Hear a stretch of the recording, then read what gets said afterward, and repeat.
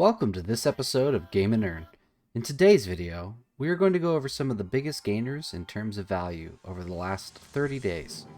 Today, we are specifically going to be looking at Sega consoles. We'll take a look at some games to see where you can make some profits. With that out of the way, let's get to it and find some ways to game and earn.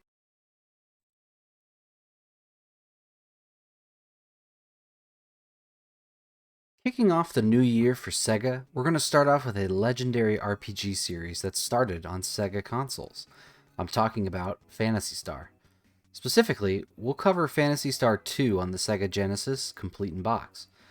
The absolute definitive Sega exclusive RPG series followed up the successful Phantasy Star that launched in 1987 on the Sega Master System. A turn-based JRPG, this game was more popular in Japan than in the States, but still did reasonably well in the North American market.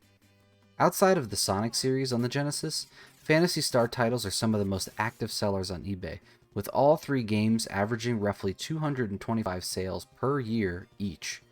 When you look at other popular titles on the system, most come in with nearly half of that. Moving on to the price, we've seen a rather steady price range from the minimum of $85 to the maximum of $115, with some copies even exceeding $130. I can tell you from experience that JRPG fans are sticklers for condition and completeness, so the price fluctuation totally tracks with that. We're already seeing the price recorrect itself a little bit, coming back down to just over $100, so I think this is a pretty obvious wait and hold situation. If you're patient, I don't think you'll have any trouble cashing in for $125 on the next wave of sales. Following up one of the better sequels in Sega history, let's go to one of the better sequels in all of game history. One of the most legendary fighting games of the 90s, and probably the largest lineup of characters for years, I'm talking about Marvel vs. Capcom 2. Specifically, let's cover the Dreamcast CIB copy, as it is not only one of the best-selling games for the Dreamcast, but it has increased quite a bit over the last 30 days. I loved playing this game in arcades, even though I was pretty awful at it. Officer Duffy, have a seat. With 56 playable characters, a 3 vs 3 format, you are going to see a wide array of characters. Most of the time, though, you'd be facing a team including the likes of Sentinel, Storm, Magneto, or Cable to name a few, but playing every single character always felt fun to me. The game was playable on many consoles, but the Dreamcast one seems to have fared the best in price lately. For price, it currently has spiked back up to roughly $170 for a CIB copy due to a sudden drop in November. Since the start of April 2021, though, this title has averaged around $180, but dropped down to just under $130 for a month. While that was likely the best time to purchase this title, I still think we have some room to squeeze some profit in here. When prices recover like this, you'll still be able to find a copy that's underpriced on eBay before the price stabilizes itself again. We're going to go with a buy here because of that, as I think in general this is a fantastic game to have for not only the collection, but for value.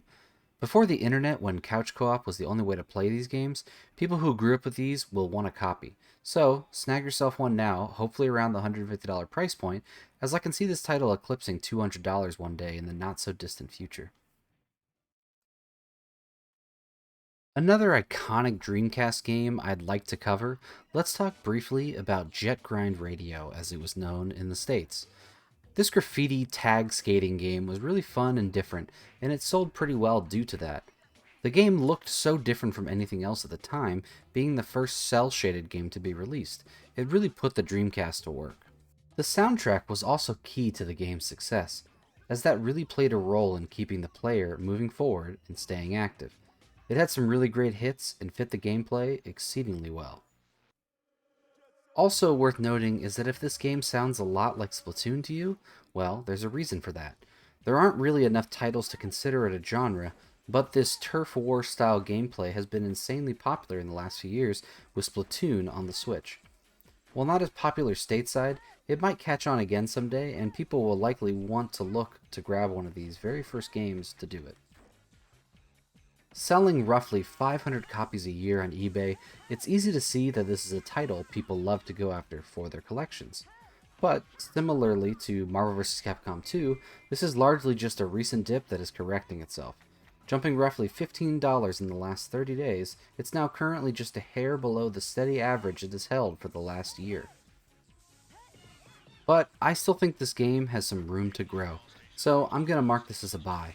I don't think this is necessarily a game that is going to fly up in price, but it's an easy seller and it's going to hold its value extremely well into the future. A list of Sega titles gaining wouldn't be complete without one Sonic series entry at least. So let's tackle Sonic Adventure for the Dreamcast. Sonic Adventure was a launch title for the Dreamcast and continues to be the most popular title in the system per sales volume. This was one of the better Sonic entries into the 3D world, following the likes of Sonic 3D Blast from the Sega Saturn. The game also reviewed rather well, and while the Dreamcast wasn't as popular as the Nintendo 64, which released a few years prior, it was more powerful, and it got a 3-year head start on the GameCube, which wouldn't come out until 2001. That meant people wanting to play the latest and greatest could jump right into the console, and with no other major competition from Nintendo, Sonic Adventure was a go-to title for most gamers. While the price hasn't increased dramatically dollars-wise, percentage-wise, we've seen a pretty sharp jump in the last 30 days. Steadily remaining below the $50 price point, it has now jumped to $65 for a complete in-box copy.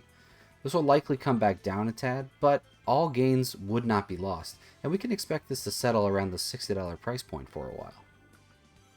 Personally, I'm a seller at this price point, as this title used to be a sub $20 game, and while it's amazing, there are plenty of copies in the wild.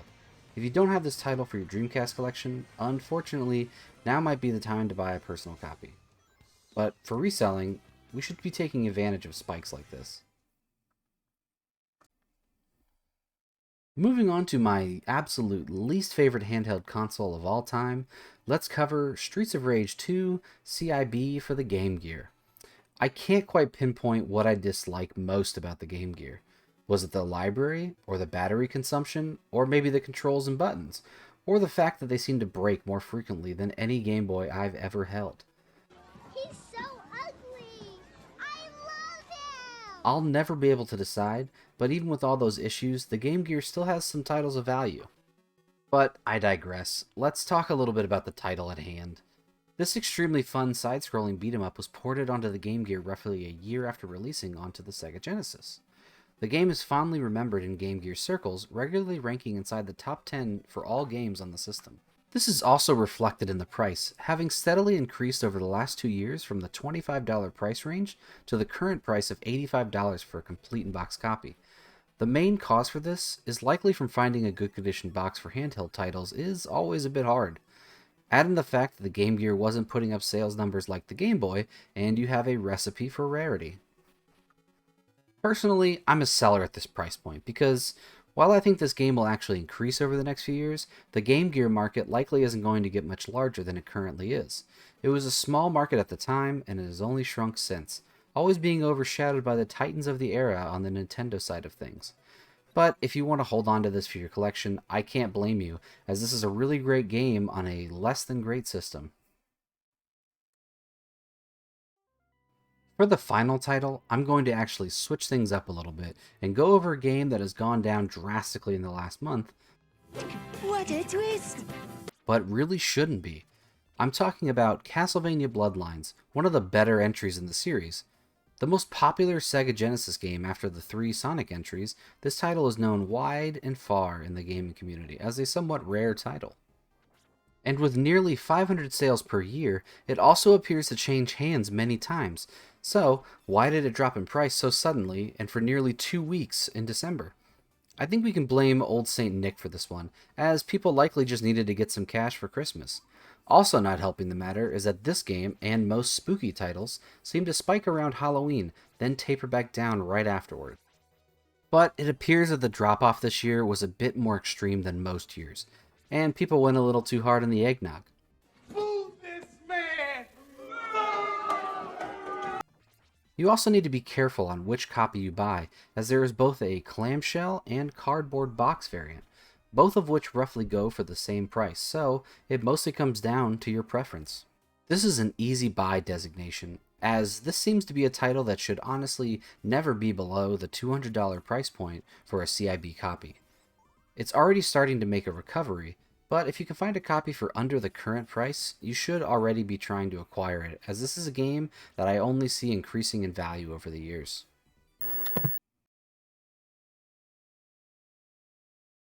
Alright, well, that's going to wrap up this month's Game & Earn video for the month of January for Sega systems, all the way from Master System to Dreamcast.